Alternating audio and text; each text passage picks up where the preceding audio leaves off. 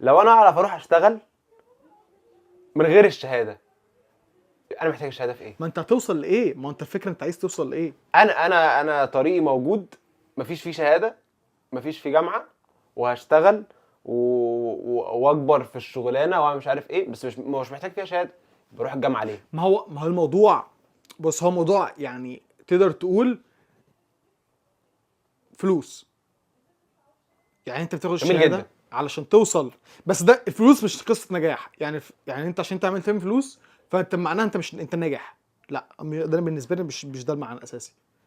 معنى نجاح ان انت توصل لمرحله ان انت تكون راضي فيها على ان انت بتعمله، ما بتعملش حاجه غلط، بتحقق اللي انت. بتصلي وبتغسل سنانك قبل ما تنام يعني.